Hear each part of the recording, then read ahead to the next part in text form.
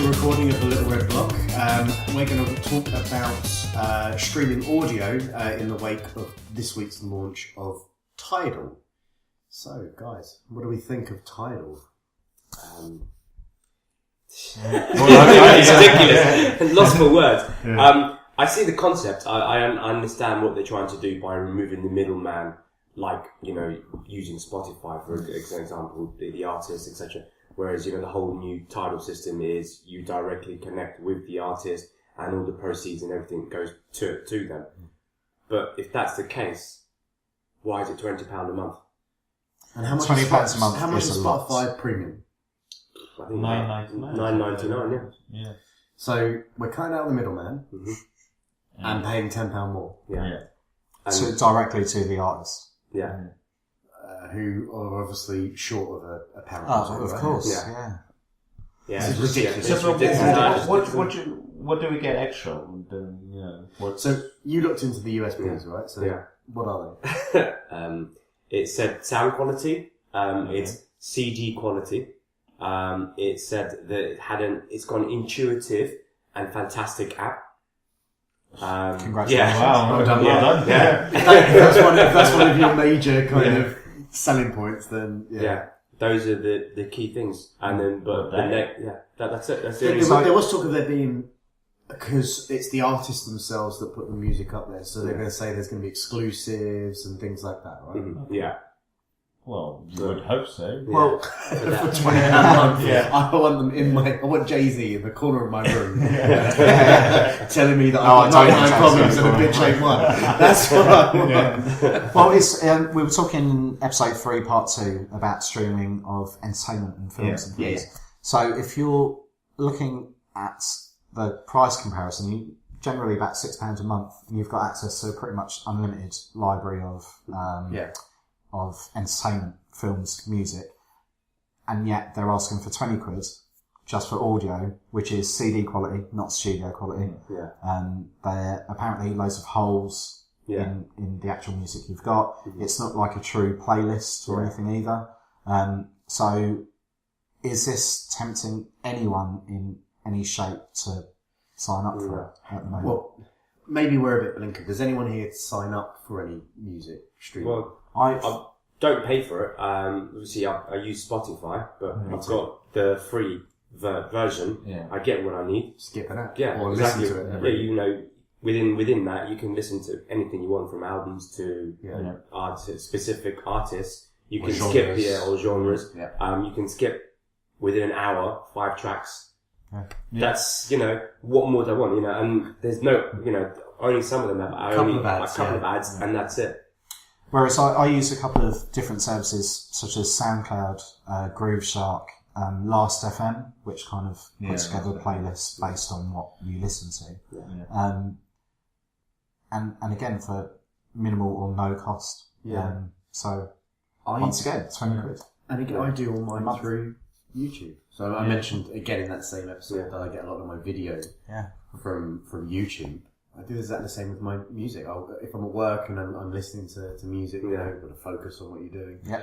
And again, I use Spotify free as well, but my go-to is always YouTube. Yeah, and you got Vivo as well. Vivo. Vivo. Vivo. I like that. If there's a particular video I want to go see, it's on there. While watching, I have the app. So it's very much less about the videos to me. It's always just listening to music. Yeah. It's like I'm videos so Sarah, I've got.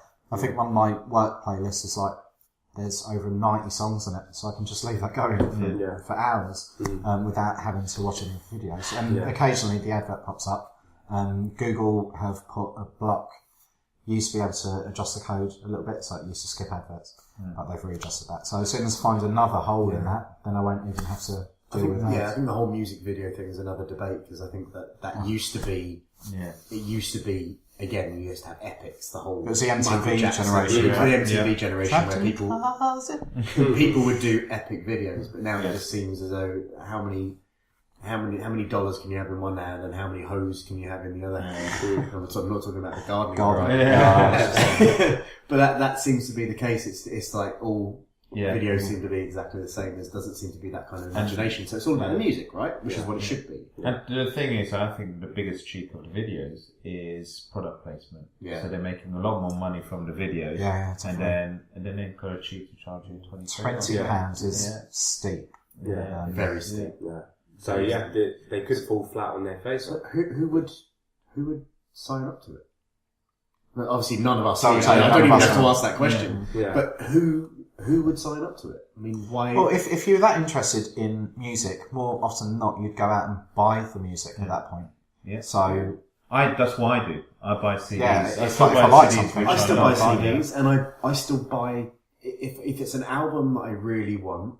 I will go out and buy that album, and I'll buy it off or I download it off the Play Store and stuff like that. I prefer to buy them from whatever it is, whatever retailers or online. But I don't get into buying, streaming that kind of way of consuming music. Well, I think if there's any kind of streaming services that we've missed, then if people can leave a comment as well, and we'll take a look. Tidal might change. Likewise, if anyone has a genuine kind of argument as to why Tidal is their choice of music streaming, then let us know, because I mean we're happy to be proven wrong. Absolutely. As long as the justification is there. I mean, we're basing this on limited exposure on the launch, and just the bottom line, which is £20 a month for music. No, doesn't match. Just doesn't sit right to me. But if someone can, if anyone can kind of let us know the justification as to why. I think what they're aiming for there is the whole premium, aren't they? They're going for this is the premium class of everything. And but then Spotify does that as well, don't they? Yeah, but I think they're really playing on the fact that you're one step away from the artist. You feel closer to the artist. The artist can express themselves more directly into your ear. Because there is that big thing of whispering sweet nothing. There is that big thing of about costing and paying for fair pay for what people are listening to, because there's a lot of people the whole, we live from that generation of Napster, when the original Napster peer-to-peer sharing. So most probably they're saying, well, it's probably even, it sounds more charitable, like, oh, I'm going to give £20 because I'm giving charity to $1 million but that's what we were saying. If we like something, we go out and buy it. And the only way you're going to listen to it is if it is available through other means, like YouTube or whatever else. And if you like an album, more often than not, you'll go out and buy it. Yeah, but it's about the new generation, the kids. I don't think anyone wants Why is to a kid going to spend? This is the thing. 20 quid a month. Exactly. Well, they wouldn't. They get their parents to. No, sorry. We're getting a bit ageist. But, you're right. Even I'd balk at 20 quid a month for a service like that. When I could be spending that, I could get, again, going back to our streaming service, Now TV, Netflix, and Amazon Prime with all the other additions for under that 20 quid a month. So why would I bother? That's actually, there you go. So, what they're thinking. I think that's pretty great marketing power. I think it'll be great in the future, maybe in a month's time when things are a little bit more known and maybe things change, that we can revisit this discussion and kind of see how it's gone, because it is still quite new, right? We launched, there's limited details. All everyone's concentrating on is the cost. You never know, things evolve. It might be readjusted. In a year's time, it might be amazing. It might be absolutely amazing and worth that money, but the value, at the moment, there is no perceivable value. No. Unless I do something for early adopters. Then there's no reason why. They have £20. I mean, I am a self-confessed early adopter, but hell no am I paying £20 on that. No way. And I bought a lot of crap in there.